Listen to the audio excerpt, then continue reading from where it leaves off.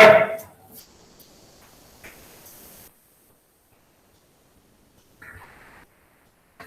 very good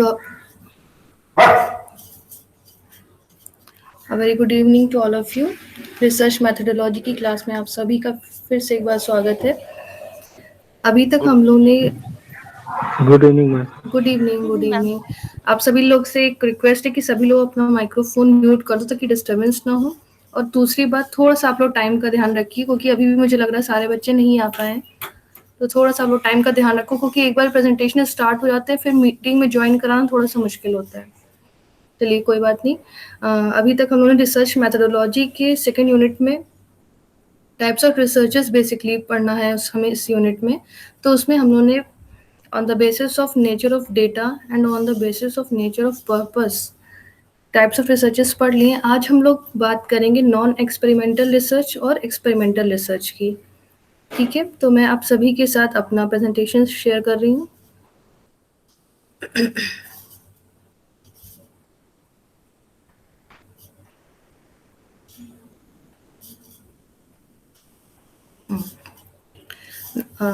तो आज हम लोग सबसे पहले पढ़ेंगे non experimental research.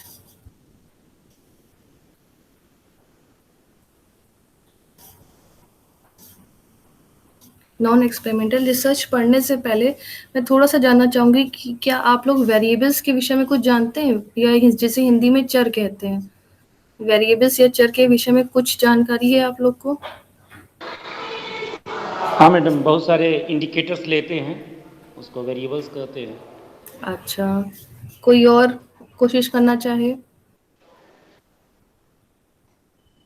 Neha, Rajiv. Values जो होती हैं जो कॉन्स्टेंटली चेंज करती रहती हैं, जिन वैल्यूज को हम चेंज कर सकते हैं उनको वेरिएबल्स कहते हैं। बिल्कुल सही।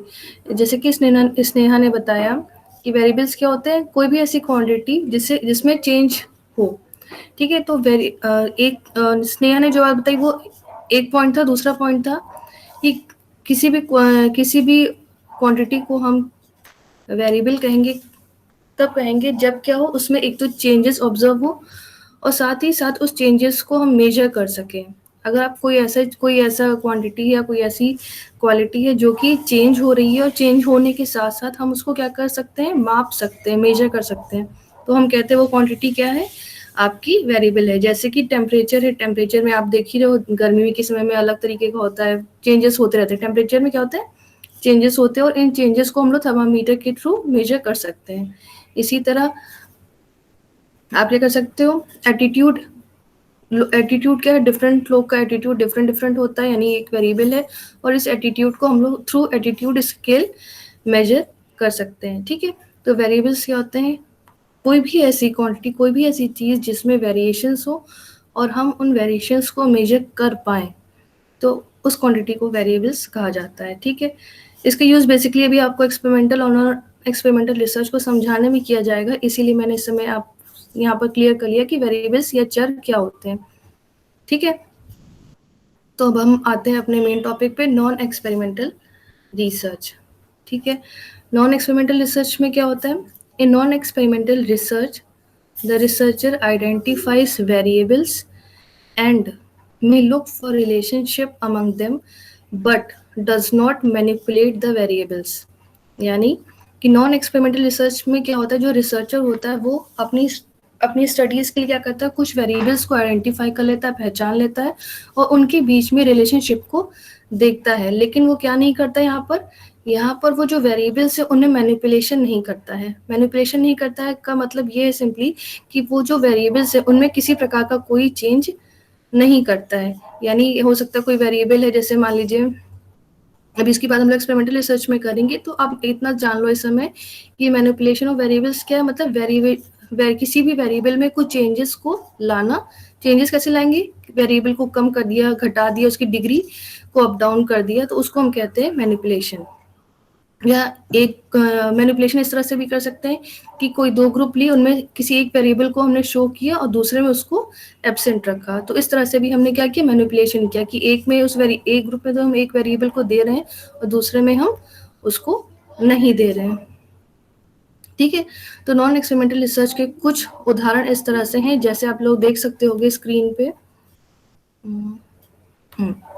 कि a researcher wants to study the relationship between the academic achievement and study hours of senior secondary school students. Researcher क्या करना चाहता है, उसका एक ऑब्जेक्टिव है कि वो क्या करना चाहता है, सेकेंडरी स्कूल स्टूडेंट्स के जो बच्चे हैं, जो स्टूडेंट्स हैं, उनके एकेडमिक अचीवमेंट और उनके स्टडी आवर्स यानी वो कितने घंटे पढ़ाई कर रहे हैं, इनके बीच में संबंध देखना चाहता है। ठीक है, तो यहाँ पर वो सिंपलिस्ट ने क्या किया है, 2 वेरिएबल्स लिए हैं, एक एकेडमिक अचीवमेंट लिया है, एक स्टडी आवर्स लिया है, और वो क्या करता है, इनके बीच में सिर्फ रिलेशन देखना चाहता है, इन 2 वेरिएबल्स के बीच में रिलेशनशिप देखना चाहता है, लेकिन यहाँ वो किसी भी वेरिएबल में मैनिपुलेशन नहीं कर रहा है, यानी ना तो एकेडमिक अचीवमेंट में कुछ वो चेंजेस ला रहा है कि किसी टीचिंग मेथड के थ्रू उसमें अप एंड डाउन किए जाए, बढ़ाया जाए, घटाया जाए, और ना ही वो स्टडी आर्ट्स में कोई मैनिपुलेशन कर रहा है कि स्टडी आर्ट्स को जैसे कोई 2 ग्रुप्स ले लिए, एक में स्टडी आवर को कम कर दिया और एक में ज़्यादा कर दिया। यहाँ ऐसा कुछ नहीं कर रहा है, यहाँ सिंपली वो क्या कर रहा है, उसने 2 वेरिएबल्स आइडेंटिफाई किए सीनियर सेकेंडरी स्कूल स्टूडेंट्स के लिए, एकेडमिक अचीवमेंट और स्टडी आर्ट्स, और उनके बीच में वो सिंपली रिलेशनशिप देखना चाह रहा है कि क्या स्टडी आर्ट्स बढ़ने या घटने से, ये स्टडी आर्ट्स और एकेडमिक अचीवमेंट में किस तरह का रिलेशनशिप है, पॉजिटिव है, नेगेटिव है, या कोई नहीं है, वो सिंपली ये देखना चाहता है। ठीक है, इसी तरह आप दूसरा एक देख सकते हो, दूसरे में क्या है, अ study of attitude of primary school teachers toward online learning. ठीक, अभी आजकल जैसे कि आप लोग देख रहे हो, कोविड के कारण नॉर्मल क्लासेस नहीं हो पा रही हैं और हर जगह ऑनलाइन टीचिंग लर्निंग चल रहा है, तो हम एक तरीके से यहाँ पर एक स्टडी ट्रेंड देखना चाहते हैं कि इस समय प्राइमरी स्कूल के जो टीचर हैं उनका एटीट्यूड क्या है। ठीक है, तो इसमें भी हम लोग सिंपली क्या कर रहे हैं, एक वेरिएबल हमने ले लिया है एटीट्यूड टुवर्ड्स ऑनलाइन लर्निंग, और उस पर हम प्राइमरी स्कूल के टीचर्स के एटीट्यूड का मेजरमेंट कर रहे हैं। यहाँ पर भी हम किसी भी प्रकार के वेरिएबल में चेंजेस नहीं ला रहे हैं।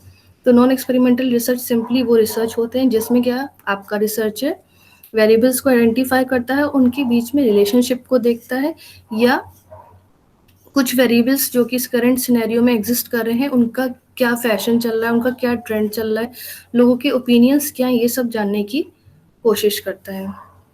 ठीक है, अब नॉन एक्सपेरिमेंटल रिसर्च जो है उसके अंदर कई सारे उसको फर्दर कैटेगराइज किया सकता है कई और रिसर्चेस में, जिसकी हम लोग बात अब आगे करेंगे। हाँ, जैसे कि आप लोग देख सकते हो, types of non experimental research, descriptive research, second है एक्सप्लेनेटरी रिसर्च, तीसरा है एक्सप्लोरेटरी रिसर्च, और फोर्थ है आपका कॉजल कंपैरेटिव रिसर्च, या इसको कई लोग एक्सपोज्ड फैक्टर रिसर्च भी कहते हैं। देन लास्ट आपका है कोरिलेशनल रिसर्च। ठीक, तो हम लोग सबसे पहले बात करेंगे डिस्क्रिप्टिव रिसर्च की। डिस्क्रिप्टिव रिसर्च, इसे हिंदी में वर्णनात्मक अनुसंधान भी कहा जाता है। डिस्क्रिप्टिव रिसर्च को थोड़ा सा जान लेते हैं। Descriptive research describe and interpret what is question about anything that is existing, so it is concerned with the following.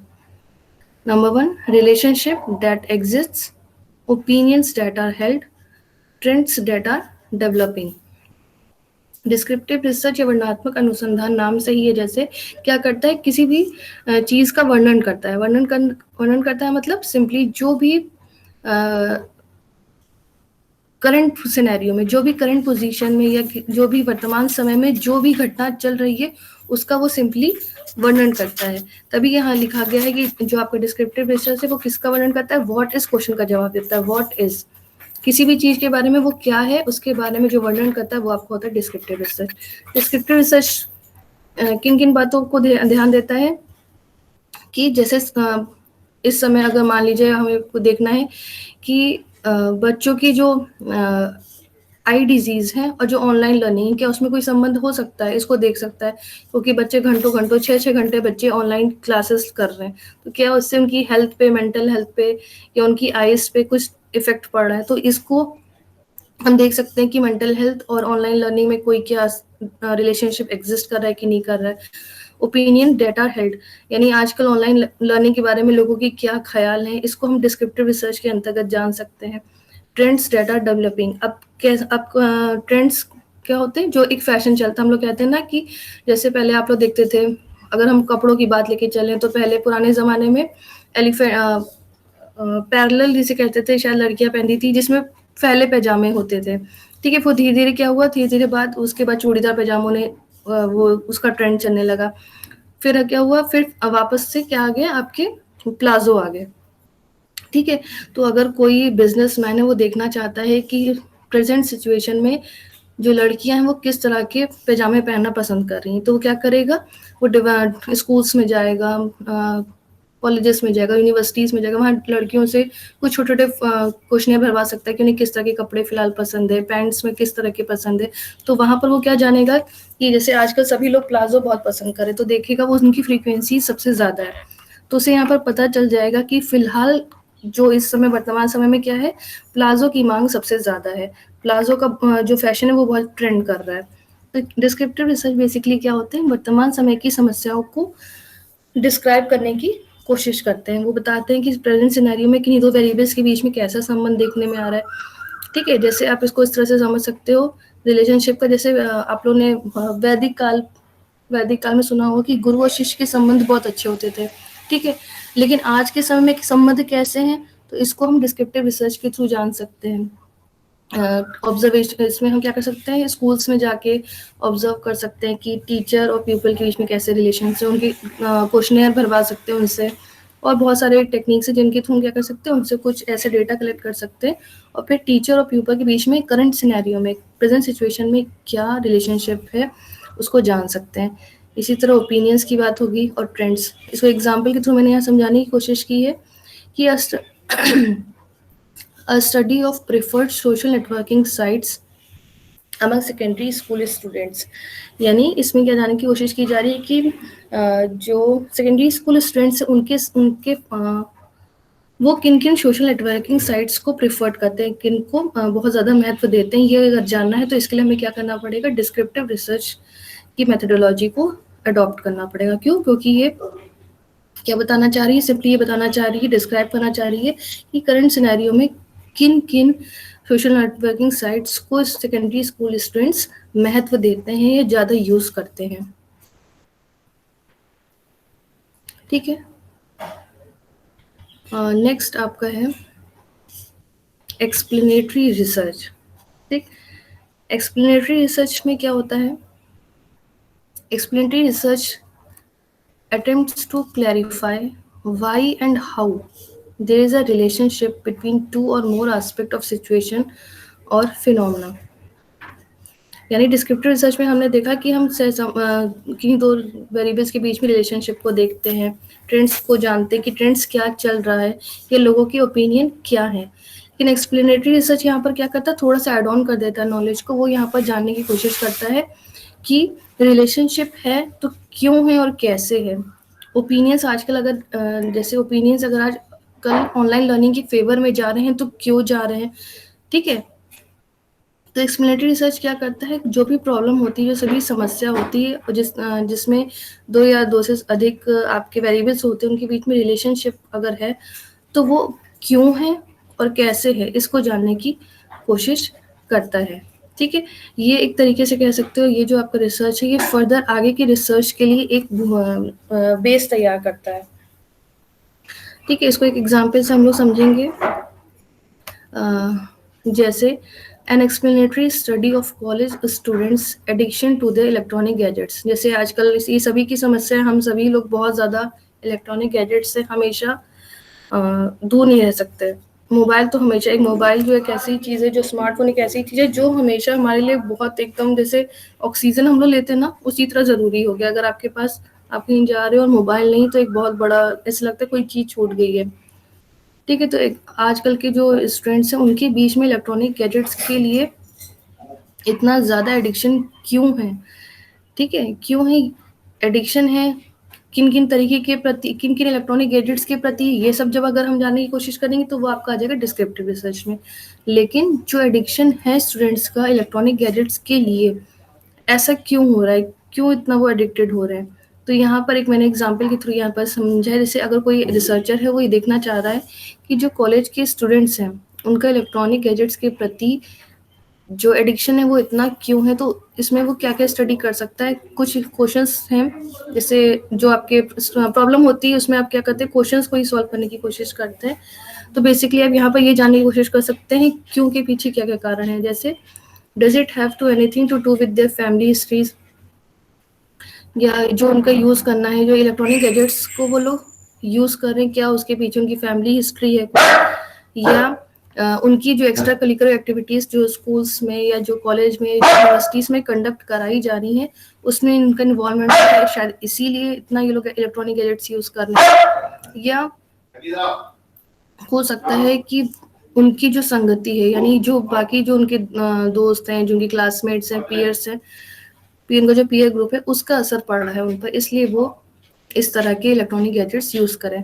तो इसमें और भी क्वेश्चंस आप ऐड ऑन कर सकते हो कि इसकी, और फिर हम इसको क्या करते हैं, ये जो क्वेश्चंस हमने बनाए हैं इन क्वेश्चंस को एक्सप्लेन करने की कोशिश करते हैं थ्रू डेटा कलेक्शन। तो डिस्क्रिप्टिव रिसर्च में सिंपली आप क्या करते हो, जो भी चीज जैसी है उसको वैसे ही बताने की कोशिश करते हो कि ये चीज एग्जिस्ट कर रही है, अब क्यों कर रही है वो बताता है आपका एक्सप्लेनेटरी स्टडी। नेक्स्ट हम लोग बात करते हैं नेक्स्ट रिसर्च की, ये है आपका एक्सप्लोरेटरी रिसर्च। एक्सप्लोरेटरी रिसर्च या नाम से में ही इसको आप लोग समझ रहे हो कि एक्सप्लोर करना, ढूंढना। तो एक्सप्लोरेटरी रिसर्च होता है वो बेसिकली इनिशियल लेवल का रिसर्च होता है। इसमें क्या होता है, इसमें ये भी नहीं पता होता है कि आखिर आपकी समस्या क्या है। ठीक है, तो इसको पहले हम उदाहरण समझेंगे इसका, तब इसको ये तो यहाँ पर रीड आउट करेंगे।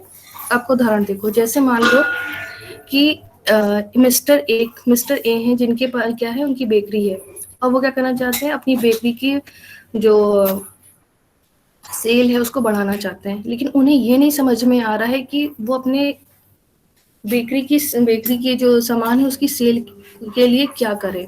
ठीक है, तो वो क्या करेंगे यहाँ पर, क्योंकि उन्हें ये नहीं पता, उन्हें सेल तो बढ़ानी है लेकिन उन्हें ये नहीं पता कि सेल बढ़ाने के लिए उन्हें क्या क्या करना चाहिए। तो इस केस में वो क्या कर सकते हैं, एक्सप्लोरेटरी रिसर्च कर सकते हैं, ताकि इससे क्या पता चल सके कि उन्हें अपने बिजनेस के डेवलपमेंट के लिए क्या क्या चीज़ों पर ध्यान देना चाहिए। हो सकता है उन्हें उनका इंफ्रास्ट्रक्चर उनको अच्छा करना चाहिए, या उन्हें अपना मार्केटिंग प्रोसीजर अच्छा करना चाहिए, या उन्हें अपने जो क्या नाम है, जो भी बेकरी के जो ऑप्शंस है उनको लोकेशन के हिसाब से सर्च करना। जैसे उन्होंने क्या किया, अपने जो पसंदीदा जो बेकरी प्रोडक्ट्स है वो रखे हों, और जो आसपास के लोग हैं वो उसको पसंद ना करते हो, तो लोकल को ध्यान में रखकर उन्हें अपना बेकरी प्रोडक्ट्स को करना चाहिए। तो ये बहुत सारी चीज़ें हैं यहाँ पर उनको, क्योंकि यहाँ पर क्लियर ही नहीं है आखिर प्रॉब्लम क्या है।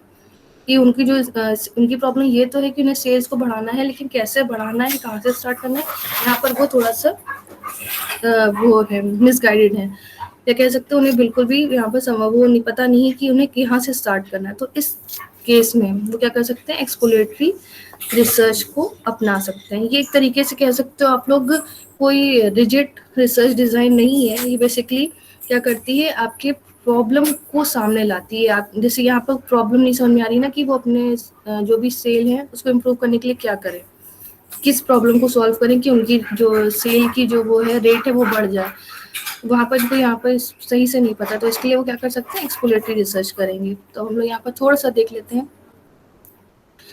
This research intends merely to explore the research question and does not intend to offer final and conclusive solutions to existing problem. ठीक है, अब जो हमने अभी एग्जाम्पल पढ़ा है उसके को अगर से रिलेट करके देखें, तो यहाँ पर क्या कर रहे हैं, जो मिस्टर ए हैं जिनकी खुद की बेकरी है, उनके पास प्रॉब्लम क्या है, उनकी जो एग्जिस्टिंग प्रॉब्लम क्या है कि उनको अपने सेल को बढ़ाना है। ठीक है, उनकी सेल बढ़ नहीं रही है, उनको सेल को बढ़ाना है, और उनको ये भी नहीं पता है कि उनकी सेल को बढ़ाने के लिए उन्हें क्या करना चाहिए। तो यहाँ पर हम क्या कर रहे हैं, डिफरेंट हाइपोथेसिस कह सकते हैं, बना रहे हैं कि मैं क्या इसमें अपनी बेकरी प्रोडक्ट्स में कुछ चेंज करूँ, या अपना जो कैफ़े है उसका इंफ्रास्ट्रक्चर चेंज करूँ, या उसकी जो वो है क्या कहते हैं जिसमें मार्केटिंग किस तरह से करूँ कि लोग बहुत सारे आए।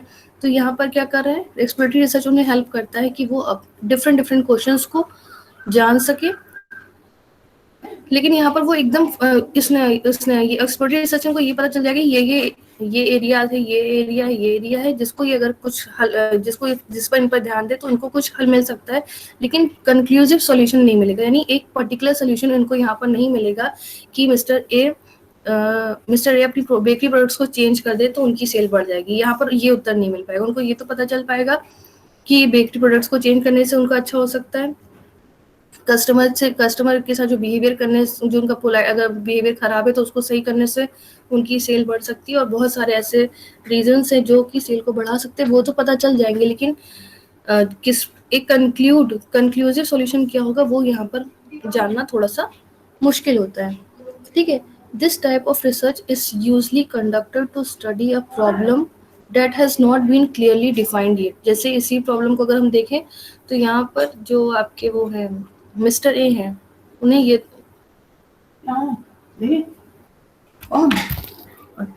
जो मिस्टर ए हैं वो क्या कर रहे हैं, वो उनको ये अपनी सेल्स को बढ़ानी, लेकिन वो समझ नहीं पा रहे, उनको खुद नहीं पता है कि उनकी सेल्स को बढ़ाने के लिए उन्हें क्या करना चाहिए। तो यानी वो क्लियरली डिफाइंड प्रॉब्लम नहीं है। ठीक है, जब आपकी प्रॉब्लम क्लियरली डिफाइन नहीं होती है तो उस केस में हमें एक्सप्लोरेटरी रिसर्च को करना चाहिए। फिर exploratory research is the initial research which forms the basis of more conclusive research. Exploratory research basically क्या करती है, आपकी रिसर्च क्वेश्चंस को, आपकी जो प्रॉब्लम्स है उसे एक तरीके से मूर्त रूप देती है।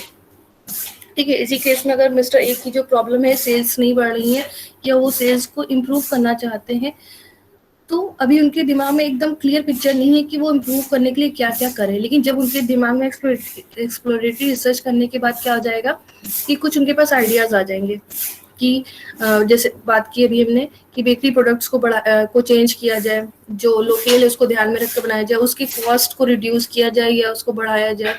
ठीक है, इंफ्रास्ट्रक्चर को सही किया जाए। तो क्या हुआ, फिर उनको ढेर सारे आइडियाज मिल गए जो कि एक कॉन्क्रीट उस फॉर्म में थे। अब जो प्रॉब्लम उनको समझ में नहीं आई थी वो धीरे धीरे उनको प्रॉब्लम समझ में आने लगी। अब हमें जब इतनी सारी चीज़ें पता चल गई कि इंफ्रास्ट्रक्चर चेंज करने से हो सकता है उनकी सेल बढ़े, उनके बेकरी प्रोडक्ट्स लोकल के हिसाब से करने से उनकी सेल्स बढ़ सकती है, उनके बिहेवियर जो वो अपना कस्टमर के साथ बिहेव करते हैं उनमें अगर चेंजेस लाए तो सेल बढ़ सकती है। तो उनके पास ये कुछ आइडियाज आ गए। अब क्या कर सकते हैं वो, अब डिस्क्रिप्टिव रिसर्च के थ्रू वो इन रिसर्च, जैसे डिस्क्रिप्टिव रिसर्च क्या करता है, आपको एक ठोस आधार प्रदान करता है। ठीक है, एक्सपेरिमेंटल रिसर्च क्या करता है, आपको एक ठोस रिजल्ट देता है। तो एक्सप्लोरेटरी रिसर्च क्या करते हैं, बाकी और सभी रिसर्च जो कि कंक्लूजन ड्रॉ करते हैं उनके लिए एक आधार का निर्माण करते हैं, उनके लिए एक नींव का निर्माण करते हैं।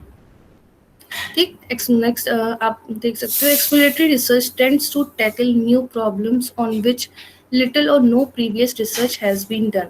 जैसे कि अभी पहले ही बताया जा चुका है कि एक्सप्लोरेटरी रिसर्च बेसिकली कब की जाती है, जब आपके पास जो प्रॉब्लम है वो खुद भी डिफाइन नहीं है। जब प्रॉब्लम ही डिफाइन नहीं है तो इसका मतलब ये बेसिकली है कि कहीं ना कहीं उस प्रॉब्लम पे बहुत ज़्यादा काम पहले नहीं हुआ है, वो कोई न्यू प्रॉब्लम है, या अभी उस पे जो रिसर्चेस हुई हैं वो इतनी नहीं हुई है कि उनसे कोई एक ठोस सॉल्यूशन मिल सके। तो एक्सप्लोरेटरी रिसर्च में बेसिकली क्या किया जाता है, उस समय उसको यूज़ किया जाता है जब आपकी प्रॉब्लम अनडिफाइंड होती है, प्रॉब्लम क्लियरली डिफाइंड नहीं होती है। इस रिसर्च के थ्रू हम अपनी प्रॉब्लम्स को मूर्त रूप देते हैं और साथ ही साथ जो आपके कंक्लूसिव रिसर्च मेथोडोलॉजी हैं उनके लिए एक बेसिस का फॉर्मेशन करते हैं। नेक्स्ट बात हम लोग करते हैं कॉजल कंपैरेटिव रिसर्च की या एक्सपोस्ट फैक्टर रिसर्च की। ठीक है, कॉजल कंपैरेटिव रिसर्च या एक्सपोस्ट फैक्टर रिसर्च में क्या होता है, the purpose of this research is to find out whether there is any causal relationship between a phenomena and certain other factors। यानी इस रिसर्च का यूज बेसिकली क्या करने, कारण संबंध को जानने के लिए किया जाता है। ठीक है, जैसे अगर धुआं हो रहा है तो उसका कारण क्या है, आग जल रही होगी। हमें पता है कि अगर कहीं धुआं है तो इसका मतलब कहीं ना कहीं आग लगी होगी। हम कहते हैं ना, कारण संबंध जानने की कोशिश करते हैं कि इसका इफेक्ट ये है या इसका कॉज ये है। ठीक है, अगर कहीं पर क्या हो रहा है, अगर आपको लग रहा है कि कहीं पर वर्षा बहुत भारी होने वाली है, तो इसका कारण क्या हो सकता है कि वहां पर जो कंडेंसेशन प्रोसेस होती है, जो आप लोगों ने पढ़ी हुई कभी ज्योग्राफी में या साइंस में, कि जो वाटर वेपर से उनका वेट इतना ज्यादा हो गया है जिसकी वजह से अब किसी भी समय बारिश हो सकती है।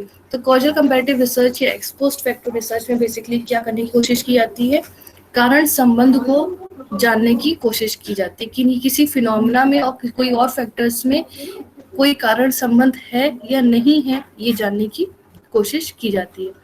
यहाँ पर आप लोग कॉजल के साथ कंपैरेटिव नाम भी देख रहे हो। कंपैरेटिव इसलिए बोला जाता है कि जब हम लोग कारण संबंध को स्टैब्लिश करते हैं तो उस समय क्या किया जाता है कि जो फिनोमेनाज होते हैं उनमें क्या किया जाता है, जो सिमिलैरिटीज है, जो समानताएं हैं और जो अंतर है, जो सिमिलैरिटीज हैं और जो डिफरेंसेस है, उनके आधार पर ही कॉजल रिलेशनशिप को या कारण सहसंबंध को स्टैब्लिश किया जाता है। ठीक है, जैसे इसको इस तरह से समझ सकते हो आप लोग। अभी इसकी आगे एग्जाम्पल में चर्चा करते हैं। अभी एक नेक्स्ट और आपको देख लो। Exposed factor is similar to an experiment except the researcher does not manipulate the independent variable which has already occurred in the natural course of events। ठीक है, आप लोग कभी आगे पढ़ोगे एक्सपेरिमेंटल रिसर्च। एक्सपेरिमेंटल रिसर्च में बेसिकली क्या करते हैं, कॉज एंड इफेक्ट रिलेशनशिप को जानने की कोशिश करते हैं कि कोई एक वेरिएबल है, उसमें हमने मैनिपुलेशन किया है और उसका दूसरे वेरिएबल जिसको कि हम डिपेंडेंट वेरिएबल कहते हैं, उस पर क्या असर पड़ा, यानी एक में चेंजेस करने का दूसरे पे क्या असर पड़ रहा है, ये जानने की कोशिश करते हैं। कॉजल कंपैरेटिव रिसर्च भी सिंपली एक्सपेरिमेंटल रिसर्च ही है, बस इसमें चेंजेस कहाँ पर है, इसमें चेंजेस ये है कि यहाँ पर जो आपका इंडिपेंडेंट वेरिएबल का जो इफेक्ट है वो ऑलरेडी प्रेजेंट होता है। कैसे, इसको हम लोग एक एग्जाम्पल से जानते हैं।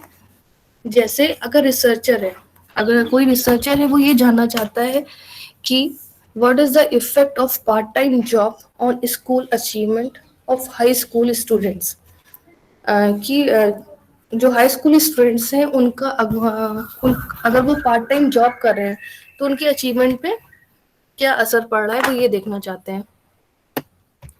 ठीक है, तो यहाँ पर रिसर्चर है वो क्या कर सकता है, वो ऐसा तो नहीं करेगा कि जो हाई स्कूल के स्टूडेंट्स हैं उनमें से कुछ को कहेगा कि आप पार्ट टाइम जॉब करिए, कुछ से कहेगा कि आप पार्ट टाइम जॉब ना करिए, और फिर उनके इफेक्ट को अचीवमेंट पे देखने की कोशिश करेगा। वो यहाँ पर ऐसा नहीं कर सकता। तो यहाँ पर वो क्या करेगा, सिंपली कुछ ऐसे स्टूडेंट्स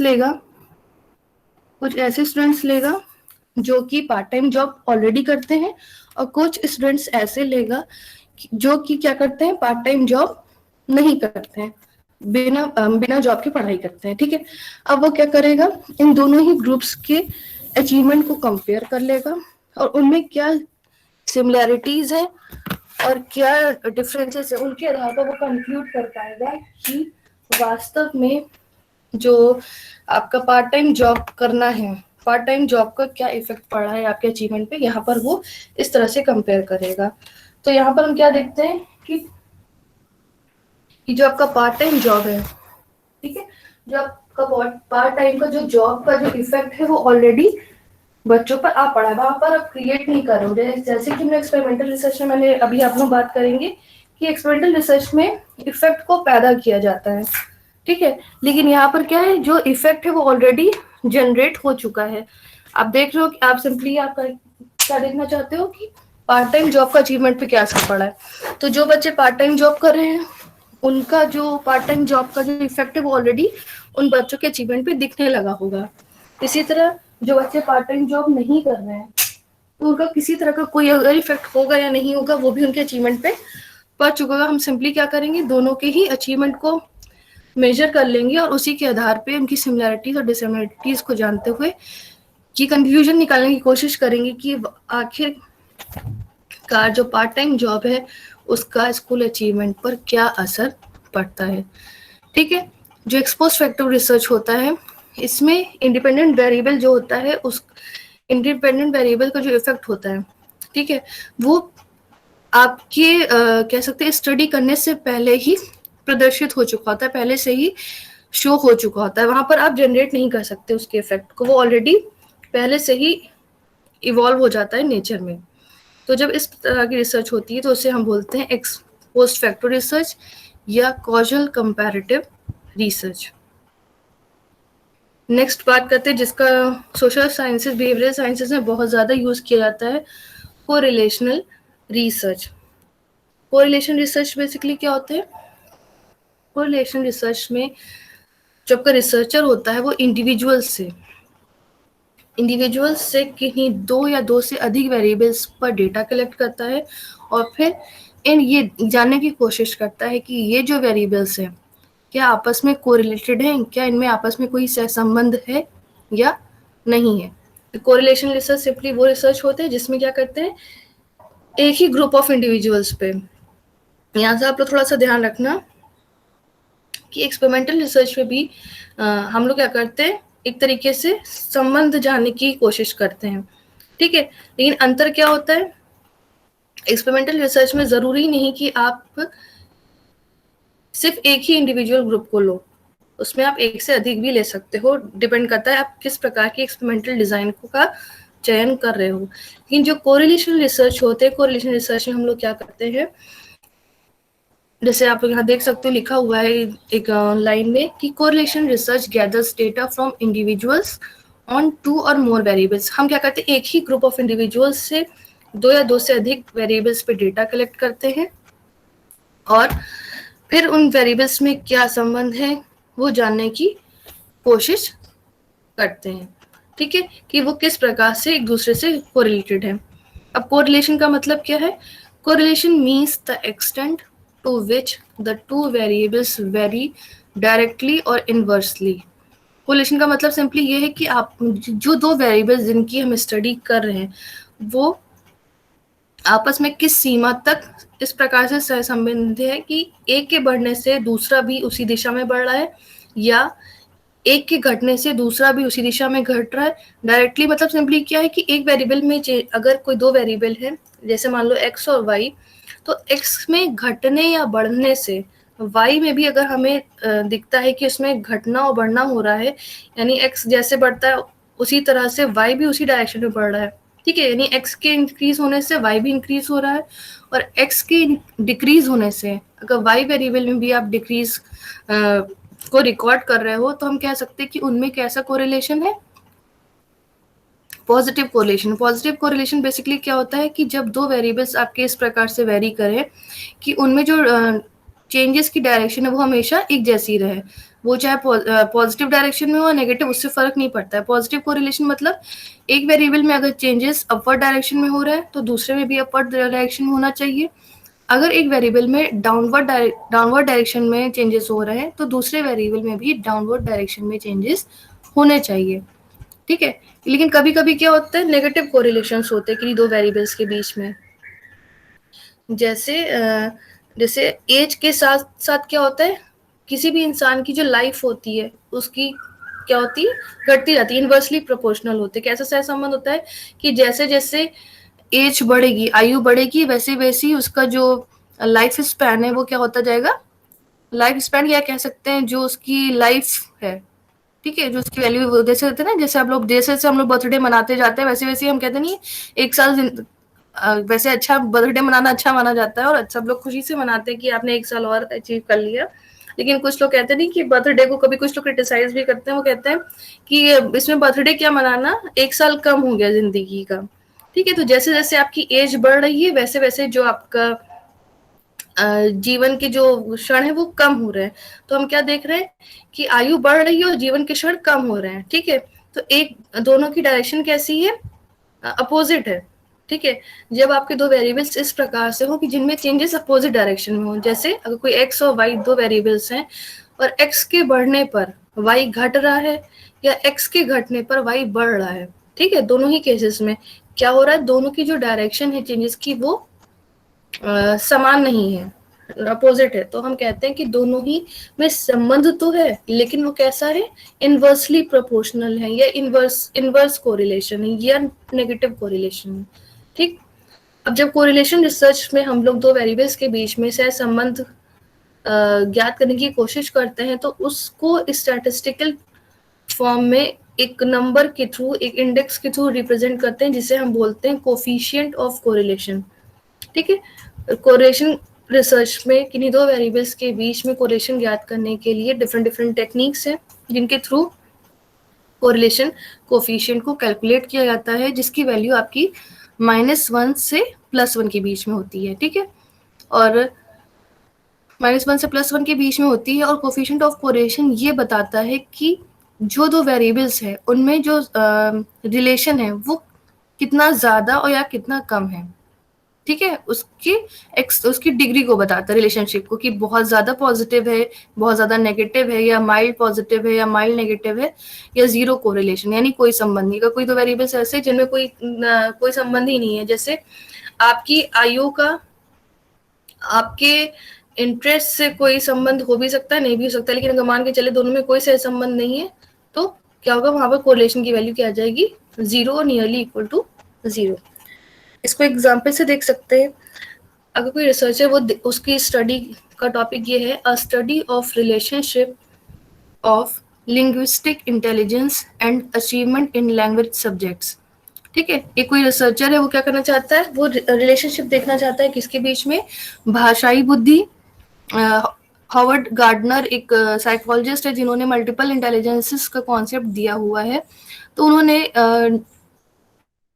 9 प्रकार की बुद्धियों का या 9 प्रकार के इंटेलिजेंस का वर्णन किया, जिसमें से एक इंटेलिजेंस आपकी होती है लिंग्विस्टिक इंटेलिजेंस।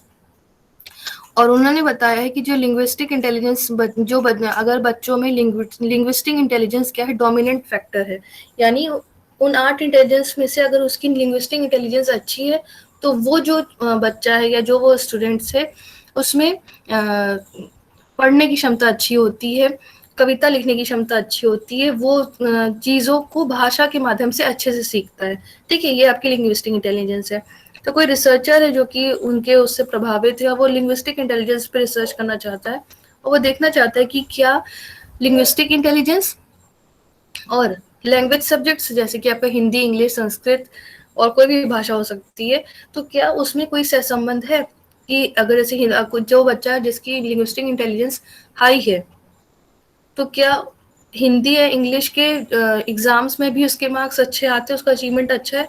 तो यहाँ पर वो क्या करना चाहता है, बेसिकली लिंग्विस्टिक इंटेलिजेंस एक वेरिएबल है, उसको वो मेजर करेगा, और दूसरा वो हिंदी या इंग्लिश या कोई भी और लैंग्वेज में उसका अचीवमेंट है उसको मेजर करेगा, और उनमें बेसिकली कोरिलेशन ज्ञात करने की कोशिश करेगा, जिसके बहुत सारे टेक्निक हैं, जैसे कि स्पीयरमैन कोरिलेशन, पियर्सन कोरिलेशन, ये बहुत सारे हैं। आप लोग जब डिटेल में पढ़ोगे तब आप लोग को समझ में आएगा डिफरेंट कोरिलेशन किस परिस्थितियों में यूज किए जाते हैं। तो बेसिकली यहाँ पर कोरिलेशंस को ज्ञात करेंगे और कोरिलेशन कोफिशिएंट की जो वैल्यू आएगी उसके आधार पे हम भैया बता पाएंगे कि ये तो जो वेरिएबल हमने लिए हुए हैं इनके बीच में रिलेशन किस तरीके का है। तो कोरिलेशन रिसर्च या संबंधात्मक अनुसंधान हमें ये बताता है कि किन्हीं भी 2 या 2 से अधिक वेरिएबल्स के बीच में किस प्रकार का सहसंबंध है, और ये जो सहसंबंध है उसकी मात्रा कितनी, मैग्नीट्यूड कितना है। फिर नेक्स्ट हम लोग बात करेंगे, यहाँ तक आपके नॉन एक्सपेरिमेंटल रिसर्च जो आपके कोर्सेज में थे उनके बारे में यहाँ पर बात खत्म होती है। अब हम लोग बात करते हैं एक्सपेरिमेंटल रिसर्च की, ठीक। जैसा कि हमने देखा नॉन एक्सपेरिमेंटल रिसर्च जब हमने पढ़ा, तो नॉन एक्सपेरिमेंटल रिसर्च में हमने देखा कि उसमें क्या करता है रिसर्चर, आपका बेसिकली वेरिएबल्स को आइडेंटिफाई करता है और उनके बीच में रिलेशनशिप को देखता है, लेकिन वहां पर एक बात ये होती है कि वो मैनिपुलेशन नहीं कर पाता वेरिएबल्स में। मैनिपुलेशन करना वेरिएबल से मतलब वेरिएबल्स में चेंज लाना, वेरिएबल्स में चेंज नहीं ला पाता है, ठीक है। लेकिन एक्सपेरिमेंटल रिसर्च में हम लोग क्या करते हैं, experimental research involves a study of the effect of the systematic manipulation of one variable on another variable। यानी एक्सपेरिमेंटल रिसर्च क्या है, एक ऐसी स्टडी है जिसमें हम क्या करते हैं, किसी एक वेरिएबल में मैनिपुलेशन करते हैं, सिस्टमैटिक मैनिपुलेशन करते हैं, मतलब एक नीति के तहत एक मैनिपुलेशन करते हैं एक वेरिएबल पे, और उसका प्रभाव दूसरे वेरिएबल पे क्या पड़ा ये जानने की कोशिश करते हैं, ठीक है। एक्सपेरिमेंटल रिसर्च में क्या किया जाता है, किसी एक वेरिएबल में सिस्टमैटिक मैनिपुलेशन किया जाता है, यानी चेंजेस लाए जाते हैं, और उन चेंज जो उस वेरिएबल में हम लोग चेंजेस ला रहे हैं उसका दूसरे वेरिएबल पे क्या प्रभाव या क्या असर पड़ रहा है ये जानने की जब हम कोशिश करते हैं तो उसे हम एक्सपेरिमेंटल रिसर्च या हिंदी में प्रायोगिक अनुसंधान कहते हैं, ठीक है। यहाँ पर कुछ बातें ध्यान देने वाली हैं, जैसे जिस वेरिएबल में चेंजेस किए जाते हैं, ठीक है, जिस भी वेरिएबल में मैनिपुलेशन किया जाता है, जिस भी वेरिएबल में चेंजेस लाए जाते हैं उसे हम कहते हैं independent variable. The manipulated variable is called the independent variable. ठीक, इंडिपेंडेंट वेरिएबल आप लोग सिंपली याद रखो, इंडिपेंडेंट वेरिएबल वो वेरिएबल जिसमें चेंजेस किए जाते हैं। ठीक, दूसरा, the observed and measured variable is called the dependent variable. Independent variable में हम लोग क्या करते हैं, इंडिपेंडेंट वेरिएबल में चेंजेस करते हैं। जैसे जैसे किसी पर्टिकुलर टीचिंग, जैसे नहीं अभी हम लोग उसकी बात करें, स्टडी आवर्स की बात करते हैं ना, स्टडी आवर्स का एकेडमिक अचीवमेंट पे हम असर देख रहे थे। वहां पर हम सिंपली क्या कर रहे थे कि बच्चे नॉर्मली जो भी डिफरेंट डिफरेंट स्टूडेंट्स हैं उनके स्टडी आवर्स हमने देख लिया, उनके एकेडमिक अचीवमेंट देख लिया और उनमें कोरिलेशन देख लिया कि कोई संबंध है कि नहीं है। ठीक है, अब हम बेसिकली यहाँ पर क्या एक्सपेरिमेंटल रिसर्च के थ्रू ये जानना चाहते हैं कि क्या स्टडी आवर्स के बढ़ने या घटने से बच्चों के एकेडमिक अचीवमेंट पे असर पड़ता है कि नहीं पड़ता है। तो यहाँ पर हम क्या कर सकते हैं, इसको कैसे जान सकते हैं कि हमने दो ग्रुप्स ले लिए। ठीक है, अभी आप लोग आगे और पढ़ोगे इसके बारे में। दो ग्रुप्स ले लिए, एक एक्सपेरिमेंटल ग्रुप होता है, एक कंट्रोल ग्रुप होता है। जो एक्सपेरिमेंटल ग्रुप होता है उसमें इंडिपेंडेंट वेरिएबल जो होता है उसको कह सकते हैं उससे मैनिपुलेशन किया जाता है। जिस भी ग्रुप में इंडिपेंडेंट वेरिएबल में मैनिपुलेशन किया जाता है उसे एक्सपेरिमेंटल ग्रुप या ट्रीटमेंट ग्रुप कहा जाता है। ठीक है, और जिसमें नहीं, जिसमें एब्सेंस रहता है मैनिपुलेशन का, उसको कंट्रोल ग्रुप कहा जाता है। ठीक, हमने क्या किया, दो ग्रुप्स ले लिए, एक ही क्लास के दो, एक ही में से क्लास में मान लो 50 बच्चे हैं, तो दोनों ग्रुप से 25-25 बच्चे रैंडमली सिलेक्ट कर लिए। रैंडमली मतलब कि उस ग्रुप में सभी बच्चों के जो डिफरेंट डिफरेंट ग्रुप्स में आने के चांसेस थे वो क्या थे, इक्वल थे। हमने सिंपली उनके नाम की चिट बनाई, एक बाउल्स में डाला, उसको शफल कर दिया और उसमें से एक्सपेरिमेंटल ग्रुप का एक बार चिट निकाली, जो बच्चा है उसको एक्सपेरिमेंटल ग्रुप में डाला, फिर दूसरे कंट्रोल ग्रुप में डाला, फिर एक्सपेरिमेंटल, फिर कंट्रोल, फिर ऐसे करते करते पूरे बच्चों को डिवाइड कर लिया। ठीक है, अब हमने क्या किया, स्टडी आवर्स, एक में क्या किया, स्टडी आवर्स को जैसे 5 घंटे बच्चे पढ़े तो हमने क्या किया, सभी बच्चे मान लो 5 घंटे पढ़ते, हमने क्या किया, उनको 6 घंटे पढ़ाया। और दूसरे ग्रुप में जो बच्चे जिस भी हिसाब से पढ़े, जैसे 5 घंटे ही पढ़ रहे थे तो उनको 5 घंटे में पढ़ने दिया। फिर थोड़े समय बाद उनके अचीवमेंट को चेक किया गया कि क्या जो पढ़ाई के जो आवर्स थे उसको बढ़ाने से उन पर कुछ असर पड़ा या नहीं पड़ा। तो उसको हमने क्या किया, एक्सपेरिमेंटल ग्रुप और कंट्रोल ग्रुप के अचीवमेंट के थ्रू कंपेयर करके ये सब जानने की कोशिश कर ली। ठीक है, तो इस केस में हमने क्या किया, स्टडी आवर्स में चेंजेस किए, मैनिपुलेशन किए, तो स्टडी आवर आपका क्या हो गया, इंडिपेंडेंट वेरिएबल। और इसका इफेक्ट हम किस पे देख रहे हैं, इसके इफेक्ट को कैसे मेजर कर रहे हैं, थ्रू एकेडमिक अचीवमेंट, तो वो आपका क्या हो गया, डिपेंडेंट वेरिएबल। जिस इंडिपेंडेंट वेरिएबल में चेंजेस करने पर उसकी इफेक्ट को हम जिस वेरिएबल पे देखते हैं या जिस पर मेजर करते हैं उसे हम कहते हैं डिपेंडेंट वेरिएबल। इस केस में स्टडी आवर्स में हमने चेंजेस किए और उसके इफेक्ट को हम किस पर देख रहे हैं, एकेडमिक अचीवमेंट के थ्रू देख रहे हैं, तो आपका एकेडमिक अचीवमेंट क्या हो जाएगा, डिपेंडेंट वेरिएबल। ठीक, तो आप लोग सिंपली समझ जाओ कि इंडिपेंडेंट वेरिएबल जिससे मैनिपुलेशन किया जाता है, डिपेंडेंट वेरिएबल वो होता है जिस पर इंडिपेंडेंट वेरिएबल में जो मैनिपुलेशन किए गए हैं उनका असर देखा जाता है, वो आपके होते हैं डिपेंडेंट वेरिएबल, या जिसे हिंदी में आश्रित चर कहते हैं, और इंडिपेंडेंट वेरिएबल को स्वतंत्र चर कहते हैं। ठीक, कोई भी एक्सपेरिमेंटल रिसर्च जब होता है तो उसमें 4 कैरेक्टरिस्टिक्स होती हैं जो कि बहुत ही एसेंशियल हैं। ये आप सभी लोग जॉन डब्ल्यू बेस्ट की बुक से देख सकते हो, लोकेश कॉल की बुक में भी अच्छा दिया हुआ है, उन सभी की बुक्स में आप लोग देख सकते हो। तो वो 4 कैरेक्टरिस्टिक्स क्या है कि किसी भी कोई भी रिसर्च, एक्सपेरिमेंटल रिसर्च कब होगी, जब उसमें ये 4 कैरेक्टरिस्टिक्स पाई जाएंगी। पहला कंट्रोल, दूसरा मैनिपुलेशन, तीसरा ऑब्जर्वेशन, चौथा रेप्लिकेशन। ठीक, कंट्रोल का मतलब क्या है, कोई भी एक्सपेरिमेंटल रिसर्च होता है उसमें सबसे महत्वपूर्ण काम क्या होता है, हम देखने की कोशिश करते हैं कि इंडिपेंडेंट वेरिएबल में मैनिपुलेशन का असर डिपेंडेंट वेरिएबल पर क्या पड़ता है। ठीक है, अब जैसे इसको एक उदाहरण से आप लोग समझ सकते हो कि पुरस्कार पुरस्कार का लर्निंग पे क्या असर पड़ता है, जैसे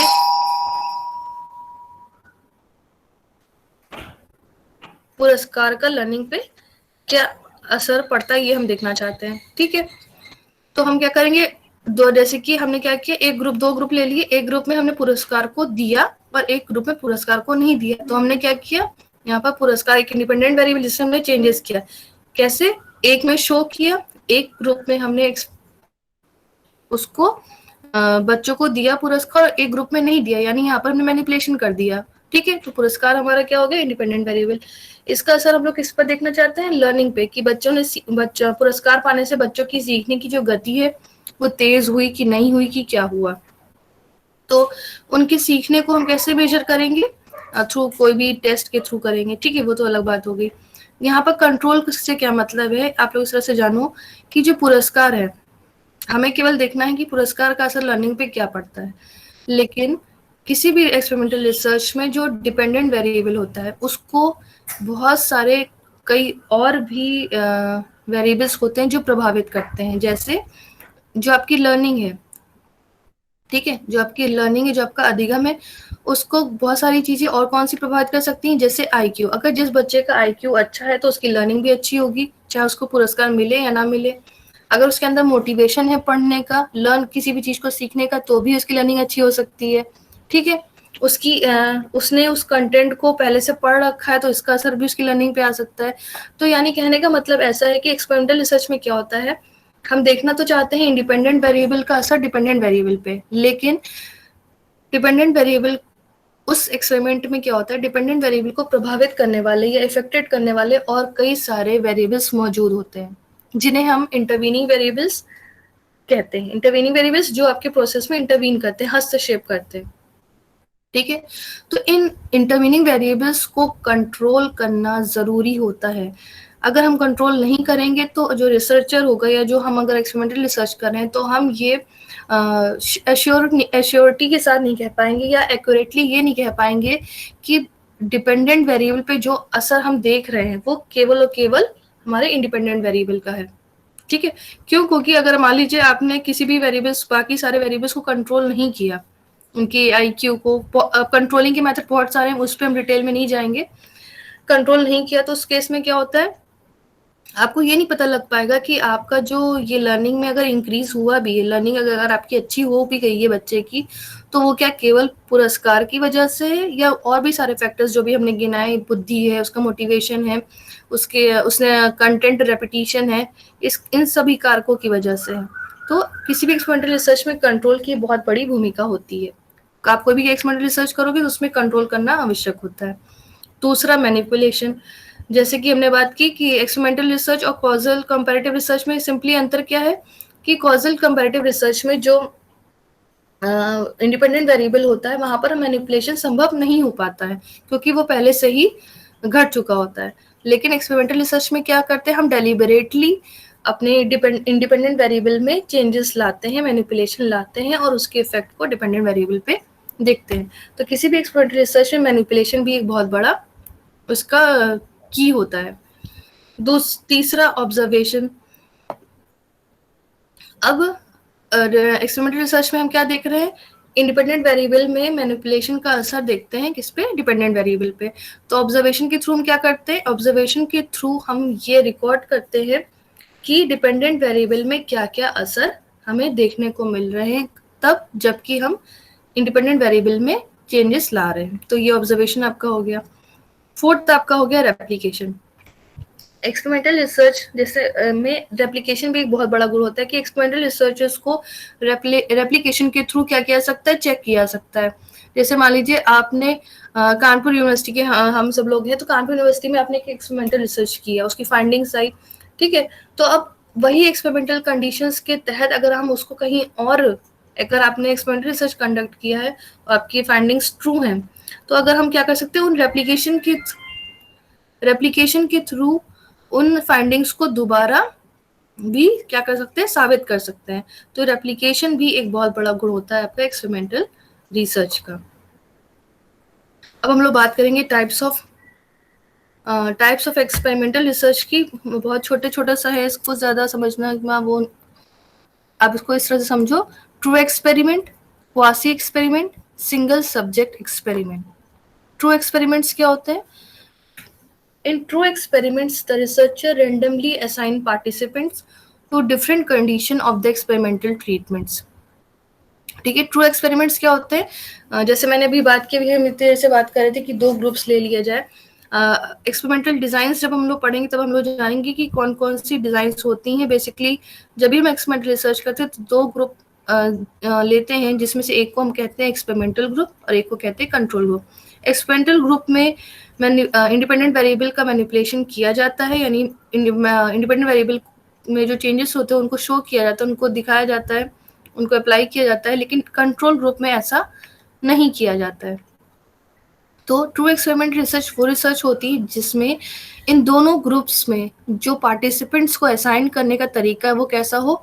रैंडम हो। रैंडम मतलब जैसे मैंने अभी बताया कि रैंडम जो प्रोसीजर होता है उसमें क्या होता है कि जैसे मान लीजिए आपके पास 50 बच्चे हैं और आपको एक्सपेरिमेंट कंडक्ट करना है और आपको 2 ग्रुप बनाने हैं, एक एक्सपेरिमेंटल ग्रुप, एक कंट्रोल ग्रुप। ठीक है, तो एक्सपेरिमेंट आप करना चाह रहे हो, अगर आपने क्या किया, अपने अपने चॉइस के हिसाब से दोनों ग्रुप्स में बच्चे बांट दिए या स्टूडेंट्स को बांट दिया, तो वहां पर क्या आ जाएगा? आपकी इनर बायसनेस आ जाएगी और जो आपके रिजल्ट्स होंगे फिर वो ट्रू फाइंडिंग्स नहीं होंगी। क्यों? क्योंकि वहां पर आपकी चॉइस के आधार पे आपने बच्चों को बांटा है, तो वहां पर जो इन्फ्लुएंस होगा इंडिपेंडेंट वेरिएबल का डिपेंडेंट पे वो ट्रूली नजर नहीं आ पाएगा।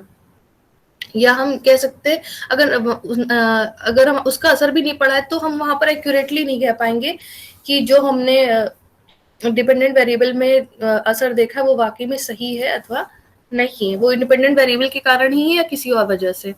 तो क्या करते हैं? रैंडम असाइनमेंट करते हैं। रैंडम असाइनमेंट में सिंपली क्या किया जाता है कि पॉपुलेशन जो आपका सैंपल है उसमें सभी लोगों की इक्वल चांसेस होते हैं किसी ग्रुप में असाइन होने के या किसी ग्रुप में जाने के। ठीक है, तो इसके लिए सबसे पहले बहुत रैंडम असाइनमेंट के बहुत सारे तरीके होते हैं, जिसमें से एक चिट वाला आपने शायद पढ़ा होगा या आप लोग यूज भी करते होंगे। तो उसमें क्या करेंगे हम लोग, बच्चों के नाम की चिट बना दी और में से रैंडमली हम लोग चिट्स उठाते गए, जो उस बच्चे का जो नाम आया उसे रैंडमली किसी भी ग्रुप में, चाहे एक्सपेरिमेंटल ग्रुप में या कंट्रोल ग्रुप में आपने भेज दिया। ठीक है, तो आप इसको यहाँ पर देख भी सकते हो। With random assignment each subject has an equal and independent chance of being assigned in any groups. Thus, the assignment is independent of researchers' personal judgment or the characters of subjects themselves। यानी जब हम जो students होते हैं या जो participants होते हैं उनका जब हम असाइनमेंट करते हैं डिफरेंट ग्रुप्स में, अगर वो रैंडमली किया जाता है तो वहां पर क्या चीजें बच जाती हैं? एक तो रिसर्चर का जो पर्सनल जजमेंट है या रिसर्चर की जो पर्सनल चॉइसेस है वो वहां पर खत्म हो जाती है, उसका असर नहीं दिखने को मिलता है। और कैरेक्टरिस्टिक्स ऑफ सब्जेक्ट जेमसेल्फ, जैसे मान लो आप एक्सपेरिमेंटल ग्रुप में आप क्या इंटरवेंशन प्रोग्राम देना चाहते हो और अगर आपने बच्चे ऐसे रख लिए जैसे कि बच्चा अगर पढ़ने में अच्छा है तो कोई अगर आप इंटरवेंशन आप दो या ना दो तो उसका अचीवमेंट आपको ज्यादा ही देखने को मिलेगा।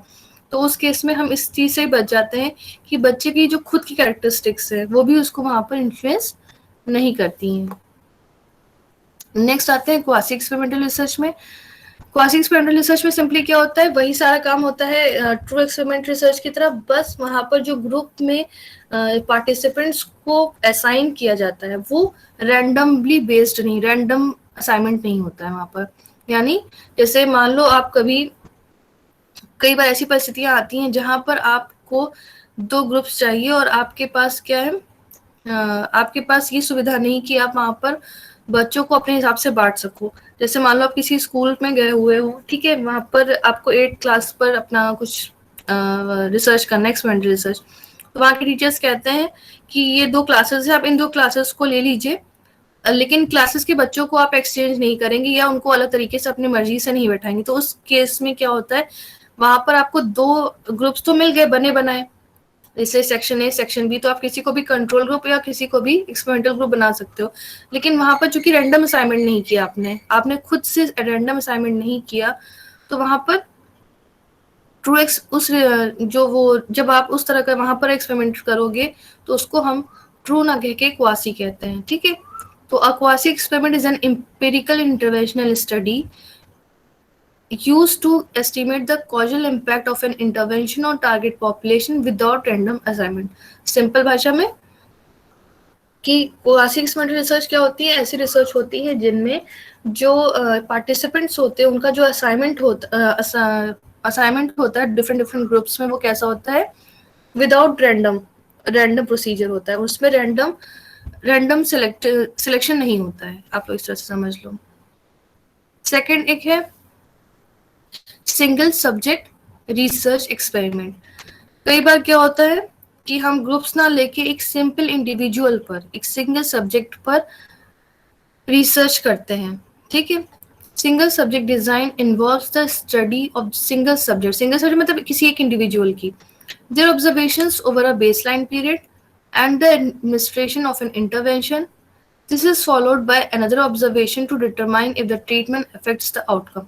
इसको इस तरह से आप लोग समझ सकते हो कि इसमें क्या किया था, सिंपली एक इंडिविजुअल को लिया जाता है, ठीक है। जैसे मान लो अभी स्टडी आवर्स को अचीवमेंट का देख रहे थे, ठीक है। एक हम देखना चाहते हैं कि स्टडी आवर्स का अचीवमेंट पे असर पड़ता है कि नहीं पड़ता है। तो हम क्या करेंगे, हमने एक बच्चे को ले लिया, एक स्टूडेंट को ले लिया, वो नॉर्मली सबसे पहले क्या करते हैं, ऑब्जर्वेशन करते हैं बेसलाइन पीरियड का। बेसलाइन के पीरियड का मतलब एक सिंगल सब्जेक्ट जो है, जो एक सिंपल इंडिविजुअल है, वो नॉर्मली किस तरह से बिहेव करता है।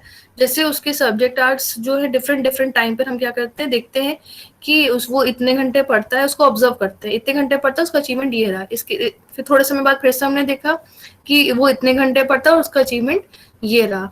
तो बिना ये इंटरवेंशन से पहले की कहानी है, ठीक है। तो इसको हम कहते हैं बेसलाइन पीरियड। तो सिंगल सब्जेक्ट रिसर्च एक्सपेरिमेंट में क्या होता है, एक सिंगल सब्जेक्ट को लिया जाता है, एक इंडिविजुअल को लिया जाता है।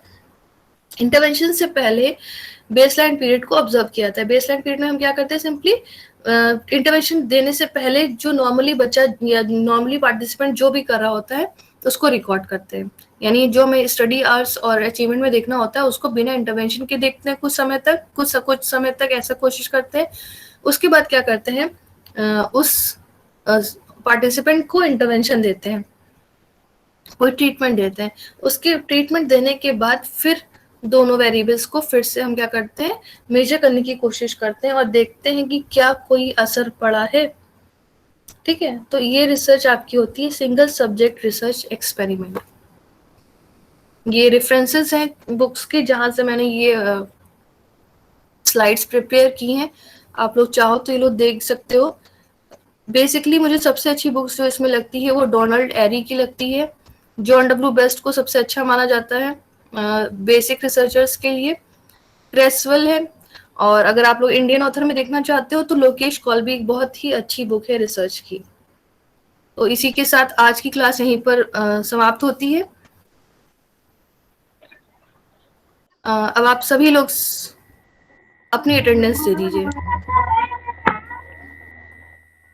और मैं अटेंडेंस बोलने जा रही हूँ। अगर कोई भी स्टूडेंट ऐसा है जिसका नाम नहीं बोला गया है तो वो अपना नाम बता देगा। Alok Kumar Singh, present ma'am. Asgar, yes ma'am. Gyanlok, yes ma'am. Bhanu Pratap, yes ma'am. Present ma'am. Imam, Bhanu Pratap. Present ठीक है। Ma'am. Present ma'am. Imam, present ma'am. Okay. Ankit Srivastava, yes ma'am. Okay. Aparna Pandey, ma'am. Neha Singh, present ma'am. Neha Singh, Sneha Singh, Sneha Singh, Sneha present हो, present ma'am. Okay. Pratibha, yes ma'am. Prem Prakash Singh, yes ma'am. Rajeev Kumar, yes ma'am. Present. Vivek Kumar, Vivek Kumar,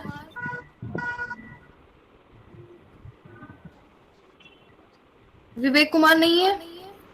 Murali Kumar, yes ma'am. Murali Kumar, और कोई? Yes ma'am. Okay, Murali. Vivek है क्या? नहीं ma'am, विवेक 2-3 दिन से नहीं है। अच्छा, ठीक है। और किसी स्टूडेंट का नाम जो मैंने नहीं बोला हो? मैम मेरा संगीता सिंह।